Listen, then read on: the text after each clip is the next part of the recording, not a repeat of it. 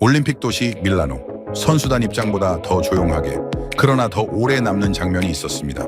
경기장 밖 코리아 하우스.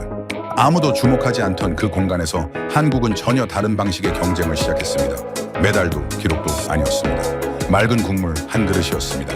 현지 언론도 초청 인사들도 그날 이후 한국을 다르게 기억하기 시작했습니다. 지금부터 밀라노 동계올림픽 코리아 하우스 한국의 날의 충격실화 시작합니다. 저는 나 레푸블리카의 문화 섹션 담당 기자입니다. 올림픽 취재는 이번이 세 번째입니다. 토리노, 소치, 그리고 이번 밀라노 코르티나. 횟수가 쌓이면 눈이 빨라집니다. 뭐가 기사가 되고 뭐가 안 되는지 현장에 서기도 전에 대략 보입니다. 취재 우선순위를 매기는 속도도 빨라지죠. 그게 경험이라는 건데 돌이켜보면 그 경험이 이번엔 오히려 방해가 됐습니다. 익숙함이 눈을 좁혔다고 해야 할까요? 저는 이미 결론을 내린 채로 밀라노에 왔습니다.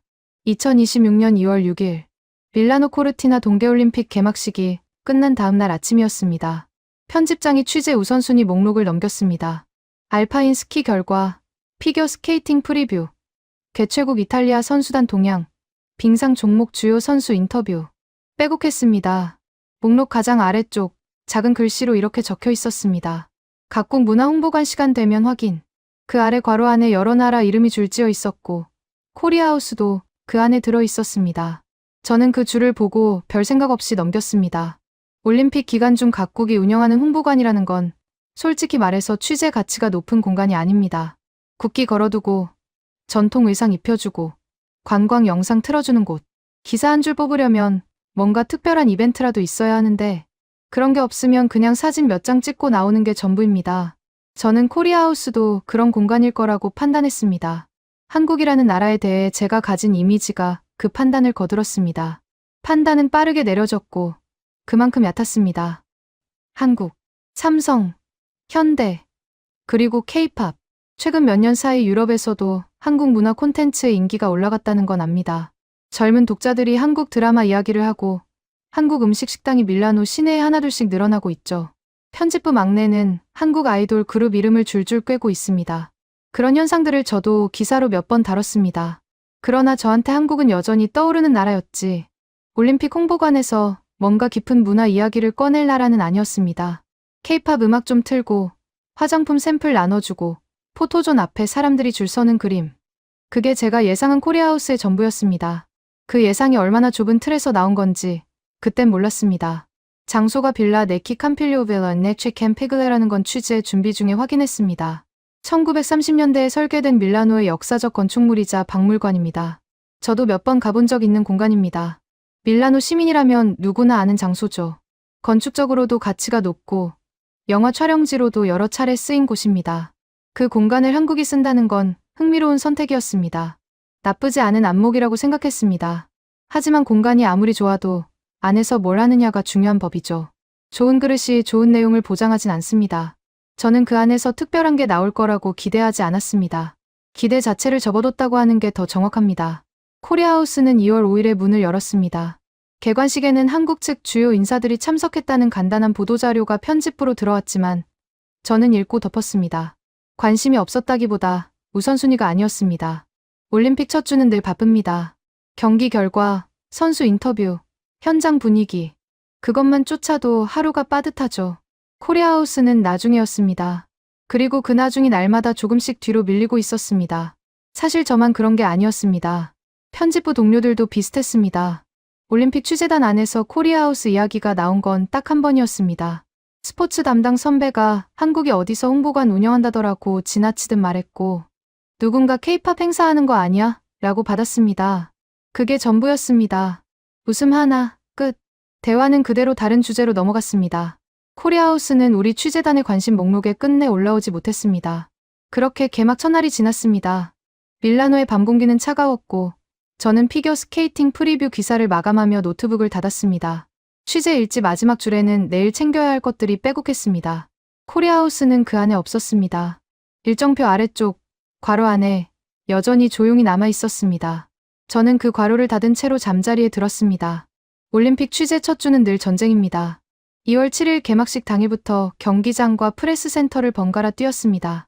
알파인 스키, 쇼트트랙 예선, 피겨 스케이팅 쇼트 프로그램. 결과가 쏟아지는 속도를 따라가는 것만으로도 하루가 사라졌습니다. 마감은 언제나 촉박했고 편집장의 메시지는 늘 짧고 단호했습니다. 이거 먼저. 코리아하우스 이야기는 한 번도 그 메시지 안에 들어오지 않았습니다. 2월 8일, 9일, 10일. 날짜가 넘어갈수록 취재 일지는 빼곡해졌습니다. 경기 결과, 선수 반응, 현장 스케치. 그 사이사이에 각국 홍보관 방문 일정도 하나씩 끼워 넣었습니다. 프랑스관, 독일관, 노르웨이관. 예상대로였습니다. 국기, 전통 의상, 관광 홍보 영상.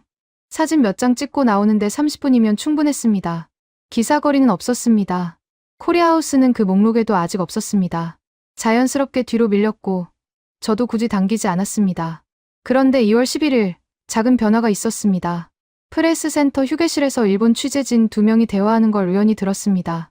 한국어를 모르는 제가 알아들은 건 딱 2단어였습니다. 코리아하우스와 설날. 표정이 흥미로워 보였습니다. 가볍게 물었습니다. 코리아하우스 가봤어요? 한 명이 고개를 끄덕였습니다. 아직은 아닌데 17일에 설날 행사한다고 해서요. 꽤 특이한 기획이더라고요. 저는 그렇군요 하고 넘겼습니다. 그때는 그게 전부였습니다. 2월 12일, 13일. 경기는 계속됐고 저는 계속 뛰었습니다. 밀라노 시내와 코르티나 단페초를 오가는 이동만으로도 체력이 소진됐습니다. 이탈리아는 동계올림픽을 2도시에 나눠 개최했습니다. 빙상 종목은 밀라노, 설상 종목 대부분은 코르티나 단페초. 거리는 약 160km. 취재진 사이에선 농담처럼 올림픽 취재인지 이탈리아 횡단인지 모르겠다는 말이 돌았습니다. 그 피로감 속에서 코리아하우스는 더 멀어졌습니다. 2월 14일. 숙소로 돌아오는 길에 편의점에 들렀습니다. 계산대 옆에 한국 과자가 한 칸 따로 놓여 있었습니다. 올림픽 특수였을 겁니다. 밀라노 시내 한국 음식점 앞에는 저녁마다 줄이 서 있다는 소문도 들렸습니다. 작은 신호들이었습니다. 그러나 저는 그 신호를 기사 감각으로 잊지 못했습니다. 한국 음식이 인기 있다는 건 이미 아는 이야기였습니다. 새로운 이야기가 아니었습니다. 코리아하우스가 그 연장선에 있다고는 생각하지 않았습니다. 2월 15일 저녁. 편집장에게서 메시지가 왔습니다. 올림픽 후반부 문화 섹션 기획 하나 잡아봐. 스포츠 말고 다른 각도. 저는 노트를 펼쳤습니다. 후반부, 문화, 다른 각도. 밀라노라는 도시 자체를 다룰까? 개최국 이탈리아의 올림픽 감성을 써볼까? 여러 방향을 훑었습니다. 코리아하우스는 그 노트 어딘가에 연필로 가볍게 적혔다가 지워졌습니다. 확신이 없었습니다. 가봐야 알겠지만 가봐서 아무것도 없으면 시간 낭비였습니다. 망설임이 행동을 이겼습니다. 그렇게 2월 6일부터 15일까지 열흘이 지났습니다. 코리아하우스는 제 취재 목록에서 계속 뒤로 밀렸습니다. 의도적인 무시가 아니었습니다. 그냥 우선순위가 아니었습니다. 그리고 그 판단의 뿌리에는 조용한 선입견이 있었습니다. 한국 문화는 알아도 한국 문화가 올림픽 현장에서 뭔가 다른 이야기를 꺼낼 거라는 기대는 없었습니다. 저는 그 기대를 처음부터 접어둔 채로 열흘을 보냈습니다. 2월 15일 밤이었습니다. 숙소 근처 바에서 동료 취재진 몇 명과 맥주를 마셨습니다. 올림픽 중반, 다들 지쳐 있었습니다. 대화는 경기 결과에서 시작해 밀라노 날씨로 흘렀다가 어느 순간 각국 홍보관 이야기로 넘어갔습니다. 프랑스관 와인이 괜찮았다. 캐나다관 단풍 시럽 증정이 줄이 길었다. 그런 이야기들이었습니다. 그러다 독일 공영방송 취재진 한 명이 불쑥 말했습니다. 코리아하우스 가봤어? 거기 뭔가 다르던데. 저는 잔을 내려놓았습니다. 어떻게 달랐는데요? 대답이 묘했습니다. 딱 뭐라 설명하기가 어렵네. 그냥 가봐. 17일에 뭔가 한다고 하던데. 설명하기 어렵다. 그 말이 머릿속에 걸렸습니다. 취재 15년 동안 그 표현을 들으면 두 가지 중 하나였습니다. 정말 특별한 게 있거나 아니면 아무것도 없거나 어느 쪽인지 확인하고 싶었습니다. 그러나 그날 밤은 피곤했습니다. 내일 생각하자고 접었습니다. 2월 16일 아침 프레스센터에 도착하자마자 낯선 장면이 보였습니다. 동료 사진기자가 노트북 화면을 들여다보고 있었습니다. 화면에는 한복을 입은 사람들 사진이 있었습니다. 빌라 네키 캄필리오 야외 공간이었습니다. 코리아하우스예요? 물었습니다. 응. 어제 잠깐 들렀는데 한복 체험 행사하고 있더라고. 사람이 꽤 많았어. 이탈리아 사람들이 한복 입고 사진 찍고 난리였어. 사진을 보니 서양인들이 색색의 한복을 입고 빌라 네키 캄필리오 정원을 배경으로 사진을 찍고 있었습니다. 표정들이 진짜였습니다. 연출된 미소가 아니라 뭔가 새로운 걸 발견한 사람의 얼굴이었습니다. 그날 오전 비슷한 이야기를 2번 더 들었습니다. 스페인 신문사 기자는 코리아하우스에서 전통 악기 공연을 봤다고 했습니다. 처음엔 그냥 지나치려다가 소리에 발이 묶였어. 가야금인가? 그 줄 악기. 올림픽 현장에서 들으니까 이상하게 더 크게 들리더라고. 또 다른 취재진은 한국 전통 놀이를 체험했다고 했습니다. 제기차기와 윷놀이. 규칙을 몰라도 따라할 수 있게 설명이 잘 돼 있었어. 애들이 특히 좋아하던데. 저는 그 이야기들을 들으면서 노트에 짧게 적었습니다. 코리아하우스 체험 중심 반응 좀. 물음표를 붙인 건 아직 제가 직접 보지 않아서였습니다. 남의 말만으로 기사를 쓸 수는 없습니다. 그러나 동시에 뭔가 움직이기 시작했습니다. 취재 본능이라고 해야 할까요? 여러 사람이 비슷한 이야기를 하면 거기엔 뭔가 있습니다. 오후에 편집장에게 메시지를 보냈습니다. 코리아하우스 17일 설날 행사 취재해도 될까요? 주변 반응이 꽤 있어서요. 답장은 짧았습니다. 좋아. 대신 쇼트트랙 준결승도 챙겨. 허락이 떨어졌습니다. 저는 코리아하우스 공식 일정을 다시 꺼내봤습니다. 2월 17일 한국의 날, 설날 문화 소개, 전통 민속놀이 체험, K-팝 커버 댄스, 전북도립국악원 공연, 그리고 떡국 나눔. 일정표를 처음 제대로 읽었습니다. 열흘 전에 봤을 때와는 다르게 읽혔습니다. 같은 글자였는데 다르게 보였습니다. 주변의 반응이 제 눈에 초점을 바꿔놓은 겁니다. 그날 저녁, 저는 떡국이 뭔지 검색했습니다. 설날에 먹는 한국 전통 음식, 맑은 국물에 얇게 써닌 떡, 새해를 맞아 나이 한 살을 더 먹는다는 의미가 담겨 있다고 했습니다. 화려하지 않은 음식이었습니다. 그런데 그 설명이 묘하게 마음에 걸렸습니다. 올림픽 홍보관에서 음식의 의미를 먼저 설명한다. 맛이 아니라 의미. 그 순서가 낯설었습니다. 낯설다는 건 다르다는 뜻이기도 합니다. 저는 처음으로 코리아하우스에 가고 싶다는 생각을 했습니다. 기사 때문이 아니라 궁금해서. 2월 16일 저녁이었습니다. 쇼트트랙 준결승 취재를 마치고 프레스 센터로 돌아왔습니다. 몸은 피곤했지만 머릿속은 이상하게 선명했습니다. 내일 코리아하우스. 그 생각이 자꾸 떠올랐습니다. 기사를 어떻게 풀어야 할지 아직 윤곽이 없었습니다. 설날 행사 스케치 정도면 충분한가? 아니면 더 큰 그림이 있을까? 방향을 잡지 못한 채로 노트북을 열었습니다. SNS를 훑었습니다. 밀라노 올림픽 관련 게시물들이 쏟아지는 가운데 코리아하우스 태그가 생각보다 많이 보였습니다. 이탈리아어 게시물도 있었고 영어도 있었습니다. 한복을 입고 찍은 사진, 가야금 연주 영상 짧은 클립, 윷놀이를 하며 웃는 서양인들. 댓글 반응이 흥미로웠습니다. 이게 뭐야? 처음 보는 악기인데 소리가 좋다. 올림픽에서 이런 걸 볼 줄 몰랐다. 놀람의 표현들이었습니다. 나쁜 놀람이 아니라 예상 밖의 발견에서 오는 놀람이었습니다. 게시물 하나가 눈에 멈췄습니다. 밀라노 현지 인플루언서가 올린 사진이었습니다. 빌라 네키 캄필리오 야외 공간, 파란 하늘 아래 한복을 입은 서양 여성이 서 있었습니다. 배경이 절묘했습니다. 1930년대 이탈리아 근대 건축과 조선시대 의복이 같은 프레임 안에 있었습니다. 댓글이 수백 개였습니다. 밀라노에서 이런 장면이 나올 줄이야. 이 조합이 왜 이렇게 자연스럽지? 내일 나도 가봐야겠다. 내일. 그 댓글이 반복됐습니다. 17일을 기다리는 사람들이 있었습니다. 저는 코리아하우스 공식 채널도 확인했습니다. 17일 한국의 날 행사 안내가 올라와 있었습니다. 설날의 의미, 프로그램 순서, 떡국 나눔 안내. 게시물 아래 댓글에는 이탈리아어로 꼭 가겠다는 반응들이 달려 있었습니다. 교민으로 보이는 계정들도 있었고 현지인으로 보이는 계정들도 섞여 있었습니다. 올림픽 기간 중 각국 홍보관 게시물에서 이런 반응을 본 기억이 없었습니다. 보통은 좋아요, 몇 개의 댓글 한두 줄이 전부입니다. 이건 달랐습니다. 자리를 옮겨 숙소 로비로 내려갔습니다. 마침 포르투갈 방송국 취재팀이 소파에 앉아 있었습니다. 아는 얼굴이었습니다. 2022년 베이징에서도 마주쳤던 카메라 감독이었습니다. 반갑게 인사를 나누다가 내일 일정 이야기가 나왔습니다. 코리아하우스 설날 행사 취재할 생각이에요. 말하자마자 상대방 표정이 바뀌었습니다. 나도요. 어떻게 알았어요? 저는 잠깐 멈췄습니다. 주변에서 이야기가 나와서요. 저도 그래요. 어제 현지 코디네이터가 꼭 가보라고 하더라고요. 이탈리아 사람들 반응이 좋다면서. 포르투갈 취재팀도 내일 코리아하우스로 갑니다. 저만 뒤늦게 움직인 게 아니었습니다. 오히려 제가 늦은 편이었습니다. 로비를 나서다가 프런트 직원과 눈이 마주쳤습니다. 올림픽 기간 내내 얼굴을 익힌 직원이었습니다. 짧게 물었습니다. 내일 뭐 특별한 거 있어요? 밀라노에서? 직원이 잠깐 생각하더니 말했습니다. 한국 설날 행사가 있다고 하던데요. 빌라 네키 캄필리오에서 음식도 나눠준다고 해서 동생이 가보고 싶다고 했어요. 호텔 프런트 직원의 동생. 취재진도 아니고 올림픽 관계자도 아닌 밀라노 시미니 코리아하우스 설날 행사를 알고 있었습니다.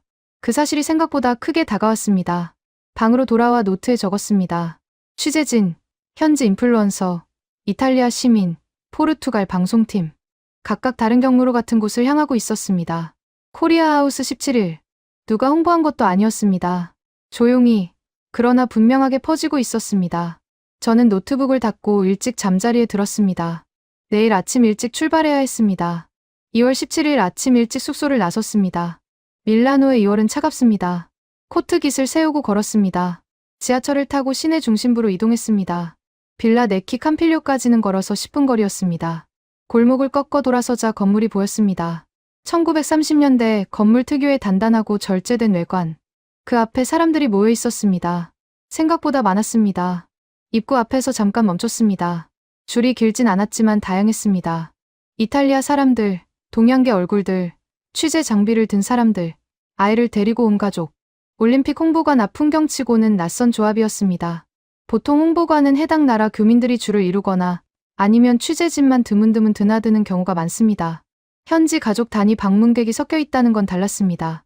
안으로 들어섰습니다. 첫 번째로 느낀 건 냄새였습니다. 따뜻하고 담백한 국물 냄새. 야외 공간 한쪽에서 커다란 솥이 돌아가고 있었습니다. 떡국이었습니다. 아직 행사 시작 전이었는데 냄새는 이미 공간을 채우고 있었습니다. 저는 취재 수첩을 꺼내려다가 잠깐 멈췄습니다. 냄새를 먼저 맡았습니다. 이상한 말처럼 들리겠지만 그 냄새가 공간의 첫인사였습니다. 화려하지 않았습니다. 그냥 따뜻했습니다. 실내로 들어가자 전시 패널이 보였습니다. 이탈리아어와 영어로 나란히 적혀 있었습니다. 설스요. 음력 1월 1일. 온 가족이 모여 조상에게 예를 올리고 새해의 건강과 행복을 서로 기원하는 날. 설명은 짧고 정확했습니다. 관광 브로슈어처럼 과장되지 않았고 학술 자료처럼 딱딱하지도 않았습니다. 그 옆에는 차례상 사진이 걸려 있었습니다. 화려한 한복 사진이 아니었습니다. 제사상, 음식이 가득 놓인 낮은 상 앞에 가족이 절을 올리는 장면이었습니다. 저는 그 사진 앞에서 꽤 오래 서 있었습니다. 한국을 수십 년 취재해온 기자도 아니고 아시아 문화 전문가도 아닙니다. 그러나 그 사진에서 읽히는 건 특별한 지식이 없어도 알 수 있는 것이었습니다. 가족, 의례, 음식, 반복되는 시간, 어느 나라에나 있는 것들입니다. 한국이 그걸 자기 방식으로 표현하고 있었습니다. 낯설지 않았습니다. 오히려 익숙했습니다. 그 익숙함이 예상 밖이었습니다. 야외 공간으로 나갔습니다. 빌라 네키 캄필리오의 테니스 코트 자리에 체험 부스들이 펼쳐져 있었습니다. 제기차기, 윷놀이, 딱지치기. 각 부스마다 진행 요원이 이탈리아어로 설명하고 있었습니다. 이탈리아어였습니다. 영어가 아니라 그 선택이 작지만 분명한 차이였습니다. 설명을 듣는 이탈리아 사람들의 표정이 달랐습니다. 자기 언어로 설명을 들을 때와 외국어로 들을 때의 반응은 다릅니다. 벽이 하나 없어지는 느낌이라고 할까요? 표정이 열렸습니다. 제기차기 부스 앞에 중년 이탈리아 남성이 서 있었습니다. 처음엔 구경만 하다가 진행 요원의 권유에 한번 해봤습니다. 제기가 발에 맞지 않아 바닥에 떨어졌습니다. 옆에 서 있던 아이가 웃었습니다. 남성도 따라 웃었습니다. 다시 해봤습니다. 또 떨어졌습니다. 세 번째 겨우 한 번 찼습니다. 박수가 나왔습니다. 아주 작은 장면이었습니다. 그런데 저는 그 장면을 수첩에 적었습니다. 왜인지는 나중에 알았습니다. 실내 공연 공간으로 자리를 옮겼습니다. 전북 도립국악원의 공연이 시작되기 전이었습니다. 악기들이 무대에 놓여 있었습니다. 가야금, 해금, 장구, 대금. 서양 악기와는 생김새가 완전히 달랐습니다. 옆에 앉은 이탈리아 여성이 악기 이름 표지를 들여다보며 중얼거렸습니다.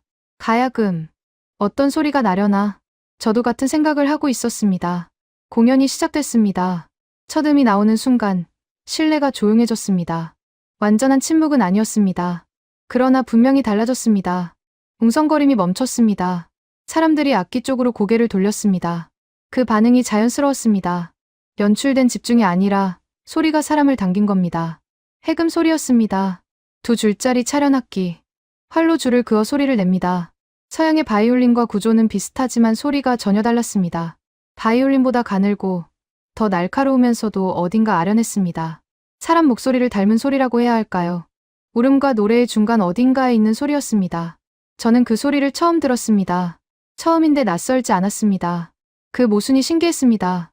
옆에 앉은 이탈리아 여성이 낮게 말했습니다. 저 악기, 우는 것 같아. 저도 같은 생각을 하고 있었습니다. 대답 대신 고개를 끄덕였습니다. 공연장 안을 둘러봤습니다. 앞줄에 앉은 노부부가 손을 맞잡고 있었습니다. 아이 하나가 엄마 무릎에 기대 누운 채로 천장을 보고 있었습니다. 스마트폰을 들고 영상을 찍던 사람이 어느 순간 폰을 내렸습니다. 찍는 것보다 듣는 게 더 중요해진 겁니다. 그 장면이 인상 깊었습니다. 가야금 연주가 이어졌습니다. 12줄을 손가락으로 뜯는 악기입니다. 해금보다 넓고 풍성한 소리였습니다. 멜로디가 흘렀습니다. 어디서 들어본 적 없는 음계였지만 감정은 통했습니다. 음악이란 결국 감정의 언어라는 걸 그 순간 다시 확인했습니다. 언어가 달라도 슬픔은 슬프게 들리고 기쁨은 기쁘게 들립니다. 가야금이 그랬습니다. 무슨 곡인지 몰랐지만 봄이 오는 느낌이었습니다. 나중에 확인하니 설날을 맞아 새해의 시작을 표현한 곡이었습니다. 장구가 들어왔습니다. 리듬이 바뀌었습니다. 박자가 빨라지면서 공간의 온도가 올라갔습니다. 앞에 앉아있던 어린아이가 무릎을 두드리기 시작했습니다. 리듬을 따라가고 있었습니다. 배운 게 아니었습니다.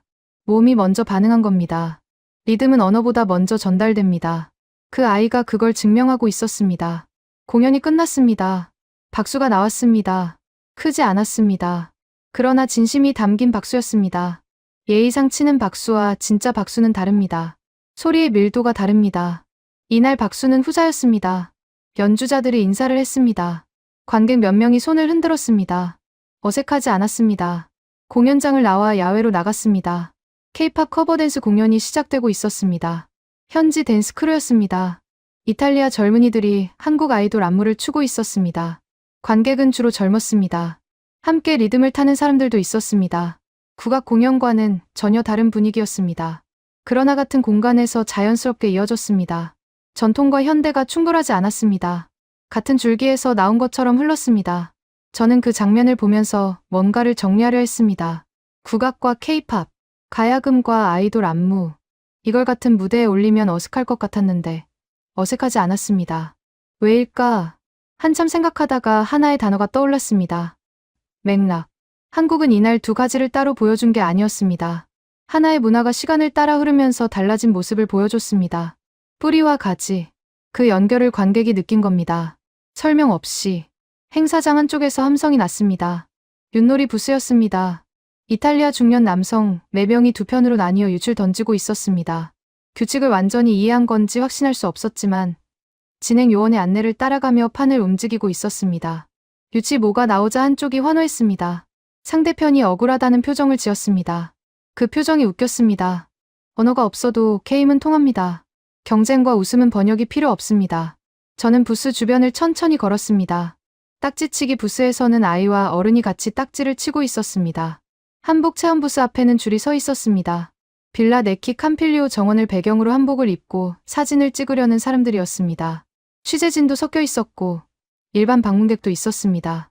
포르투갈 방송팀 카메라가 그 장면을 담고 있었습니다. 어제 로비에서 만난 감독이었습니다. 눈이 마주치자 엄지를 들어 올렸습니다. 말 없이 통하는 평가였습니다. 행사 막바지였습니다.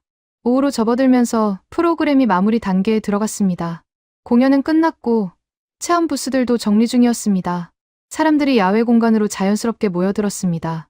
떡국 나눔이 시작될 시간이었습니다. 코리아하우스 장외, 야외 공간 한편에 종이컵에 소분된 떡국이 줄지어 놓였습니다. 줄이 생겼습니다. 길지 않았지만 끊기지 않았습니다. 저는 줄 뒤에 섰습니다. 취재 목적이었습니다. 그러나 솔직히 말하면 그것만은 아니었습니다. 냄새가 아침부터 계속 마음에 걸렸습니다. 담백하고 따뜻한 그 냄새. 밀라노의 2월 찬 공기 속에서 더 짙게 느껴졌습니다. 줄을 서면서 앞 사람들을 봤습니다. 이탈리아 노부부, 아이를 아는 젊은 엄마, 취재 장비를 내려놓은 기자 1명, 한복을 아직 반납하지 않은 채로 줄을 선 서양 여성. 다양했습니다. 종이컵을 받았습니다. 양은 많지 않았습니다. 국물과 떡 몇 조각. 그게 전부였습니다. 화려하지 않았습니다. 솔직히 말하면 처음엔 조금 의아했습니다. 이게 다인가? 그런데 옆에 놓인 작은 안내 카드를 읽었습니다. 이탈리아어로 적혀 있었습니다.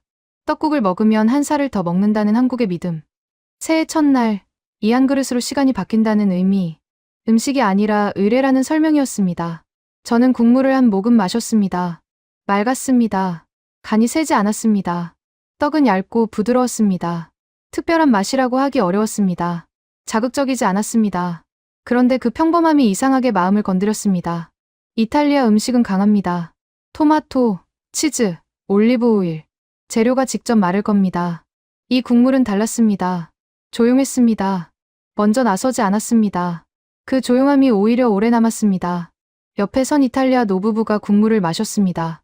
남편이 아내에게 뭔가 말했습니다. 이탈리아어였습니다. 알아듣지 못했지만 표정으로 알 수 있었습니다. 나쁘지 않다는 표정. 아내가 고개를 끄덕였습니다. 두 사람이 종이컵을 들고 나란히 서서 국물을 마시는 장면이었습니다. 빌라 네키 캄필리오의 겨울 정원을 배경으로. 저는 수첩 대신 스마트폰을 꺼냈습니다. 사진을 찍었습니다. 기사용이 아니었습니다. 그냥 남기고 싶었습니다. 종이컵을 다 비우고 나서 잠깐 멈췄습니다. 무언가를 정리해야 한다는 느낌이 들었습니다. 오늘 하루 본 것들. 해금 소리에 폰을 내려놓던 사람. 제기차기에 3번 만에 성공하고 웃던 남성. 윷놀이 결과에 억울해하던 이탈리아 아저씨. 아이돌 안무에 리듬을 타던 젊은이들. 그리고 지금 이 종이컵. 공통점이 있었습니다. 모두 처음 접하는 것들이었습니다. 그런데 아무도 어색해하지 않았습니다. 왜일까? 한참 생각했습니다. 답은 의외로 단순했습니다. 한국이 오늘 설명한 것들은 모두 보편적인 감정에 닿아 있었습니다. 가족이 모인다. 새해를 맞는다. 함께 밥을 먹는다. 놀이를 한다. 음악을 듣는다. 어느 나라에나 있는 것들입니다. 한국은 그걸 한국의 방식으로 보여줬습니다. 낯선 형식 안에 익숙한 감정을 담았습니다. 그래서 처음인데 어색하지 않았습니다. 그래서 설명이 필요 없었습니다. 코리아하우스 지원단장이 인사말에서 이런 말을 했다고 행사 자료에 적혀 있었습니다. 전통과 현대가 어우러진 한국 문화를 세계인들과 함께 나누고 싶었다고. 저는 그 문장을 처음 읽었을 때 홍보 문구라고 생각했습니다. 어느 홍보관이나 하는 말처럼 들렸습니다. 그런데 지금은 달리 읽혔습니다. 나누다. 보여주는 게 아니라 나누는 것. 오늘 코리아하우스가 한 건 전시가 아니었습니다.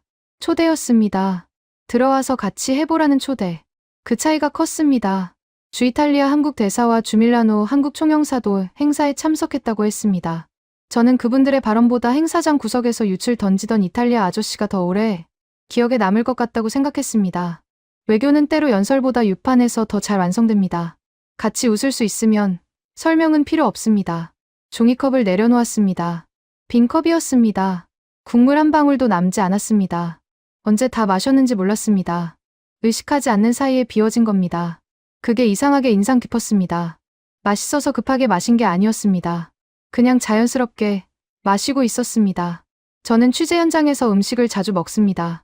각국 홍보관에서 나눠주는 음식들을 꽤 먹어봤습니다.